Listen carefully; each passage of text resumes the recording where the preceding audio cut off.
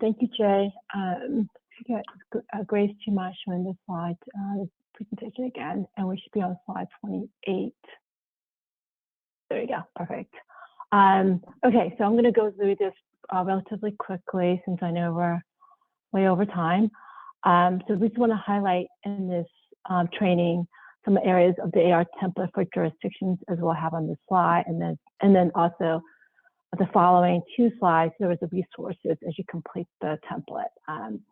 First one's the NAICS code. Please ensure that you use the 6-digit NAICS code from the 2022 code list.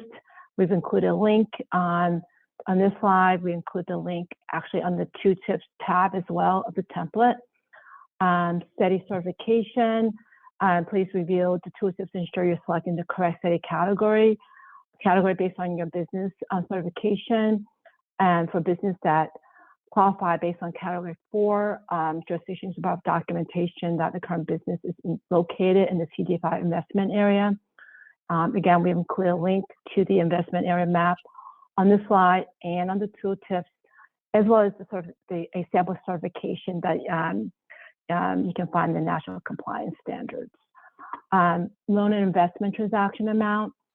Data, this column should include private capital and SSBCI funds. And then the allocated funds, SSBCI allocated funds column.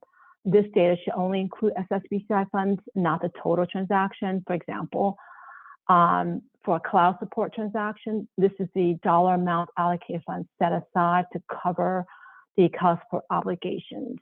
And so I'm going to do this kind of quickly. So, but more information, you can find more information in the tooltip tab of the template for the other programs. Move on to the next slide. Business EIN, just like Grace mentioned with the provider, please do not enter a social security number. If there's SSN for business EIN, you can just simply enter SSN. Concurrent private financing, this represents transaction that close outside of SSBCI, meaning not supported by SSBCI, but was caused or resulted from SSBCI support of loans or investment. Disbursement date. This should be the date when the funds was dispersed to the borrower or investee. And then for the borrower investee level data, please just ensure you don't double count the borrower investee level data, such as FTEs, business income, revenue, etc. The interest rate, make sure you include the interest rate at the time the loan is made. Origination fees, that should include upfront fees.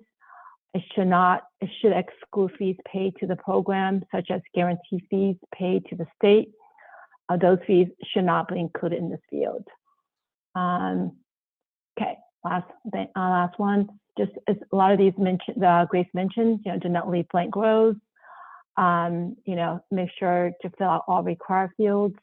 If enter value of others enter, please ensure the other descriptive fields is filled out.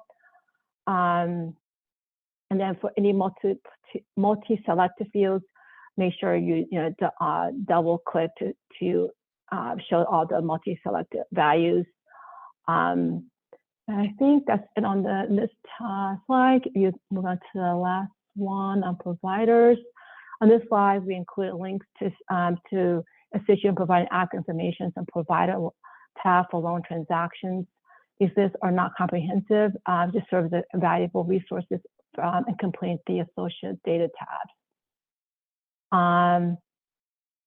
As you complete your annual templates, please consider referencing these lists to ensure correct provider information for CDFI, credit union, deposits, or institutions are correct. And then lastly, please ensure you use a full name for each lender. So just do not abbreviate, do not shorthand. And I think that's it for me. Sorry, I went through that quite quickly there. I'm going to now turn it over to Meema to sort of take us then. Thanks.